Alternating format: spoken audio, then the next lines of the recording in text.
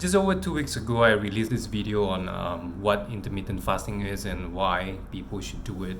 And I was raving about its benefits. Like, not only can you lose weight, but you can reduce cholesterol, you can reduce hypertension, and even regulate your blood sugar levels. So, I just did a blood test 2 days ago. Result just came back yesterday, and I've got some really good news and really good personal evidence to share with you guys. So, check this out. So let's go back in time a little bit first. So as proof, that's my name right there, Benedict Tan Heng Gyo. I'm just covering my IC number here, nothing to hide. Birthday is actually tomorrow.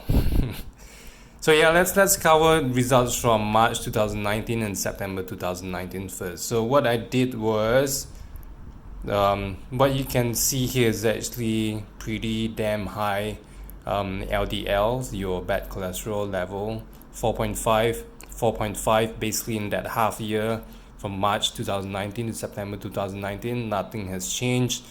This is dangerous. I think it's really high because it should be less than 2.6, right? HDL, no issue, 1.62, 1.64. Normal range should be above 1.03. So it was a bit alarming. It didn't change much in that 6 months.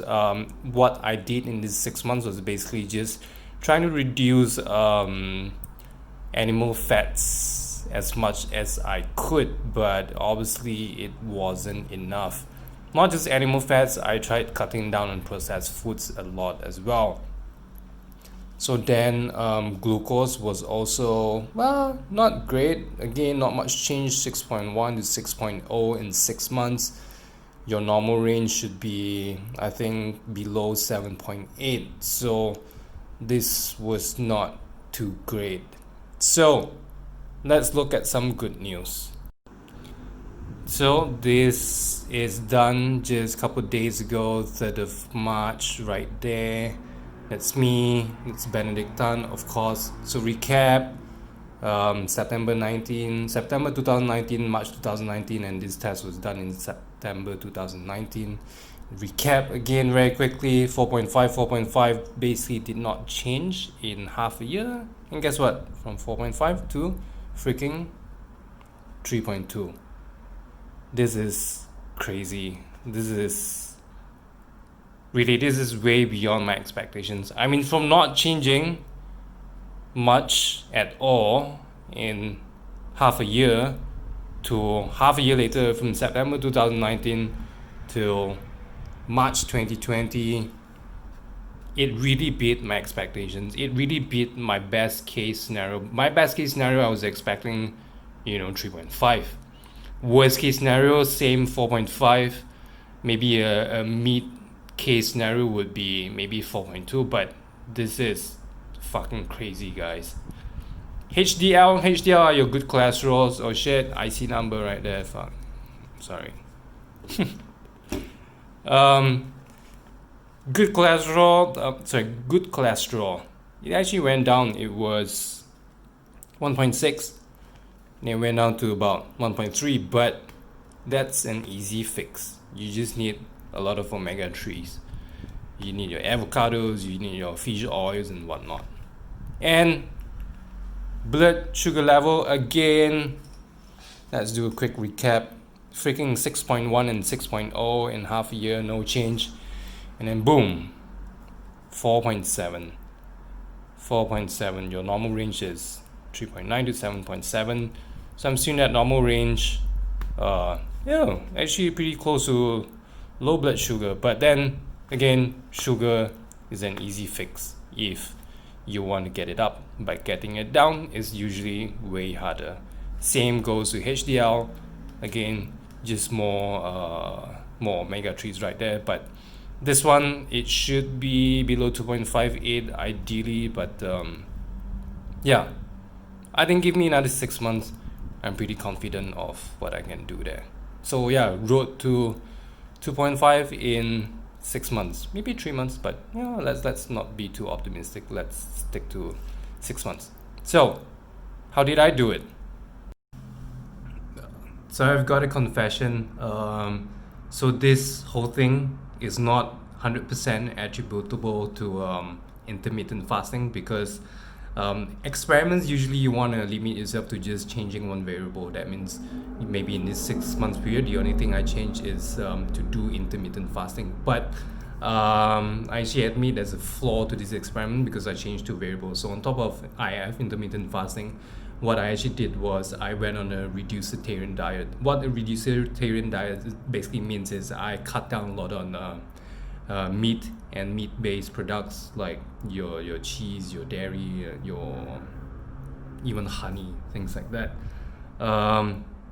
So it could be attributable to two things, but I strongly believe that they work together hand in hand. So just a word of advice here. A lot of people watch Game Changers and they went cold turkey, cutting meat entirely. I think if you can do it, great. But most of people that I know, they couldn't last for more than a week or two. I've got a friend who lasted 3 months vegetarian, not bad. But I told myself, if I want to do this, it has to be sustainable. So in fact, I think reduced meat intake had only been 3 months, not even 6 months, because it was a New Year resolution that at least half of my meals had to be plant-based. Half of my meals, that means if I eat 2 meals a day, then if lunch had meat, then dinner absolutely not. But then what I found out was this habit actually reinforced itself. It became easier actually to not eat meat as you progress. So instead of just cutting it cold turkey, that's what I did. I told myself start with 50%, but right now on weekdays I would say I'm close to 80%. I'm close to 80% meat free, close to 80% plant based. But so what about weekends? Weekends depends. So in more social settings, obviously we are out with friends, more friends and family.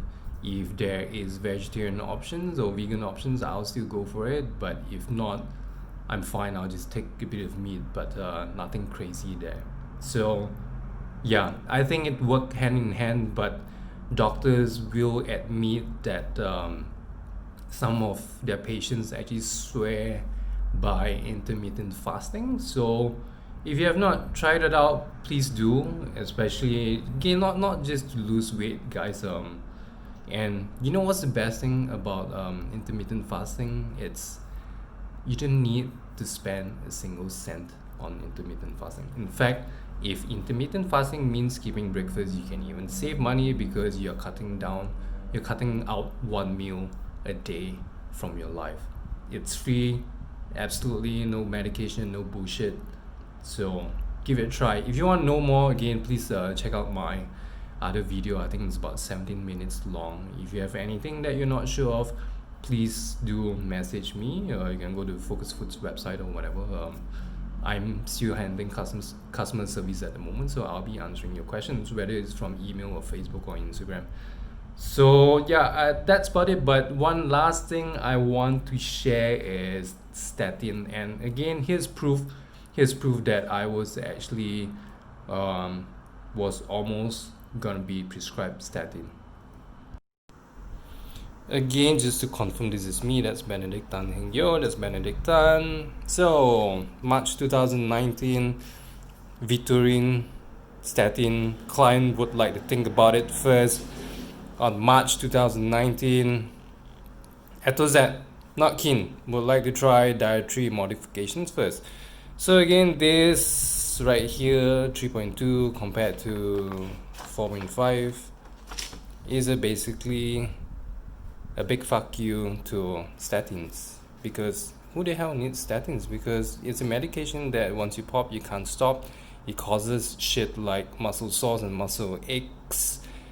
Who the hell really needs that when you have a fairly active lifestyle? Like, I do Muay Thai once a week and I lift once a week. And if you are stalking my results, you will also see alcohol. Where's alcohol? Suggest to reduce alcohol consumption. And here's stop alcohol intake. So haram, right? But I actually did not really reduce entirely my alcohol intake, but probably reduce a fair bit. How often do I consume alcohol? I would say almost every weekend. It averages about 5 glasses a weekend. On some weekdays, I don't go out much on weekdays, probably just once a week, and weekdays would probably be 1 or 2 glasses per night. So alcohol there, not much modification. I think again this is mostly attributable to two variables, i.e. intermittent fasting and a reducetarian diet. So yeah, don't forget to subscribe or to follow this channel if you're on Instagram. Thank you.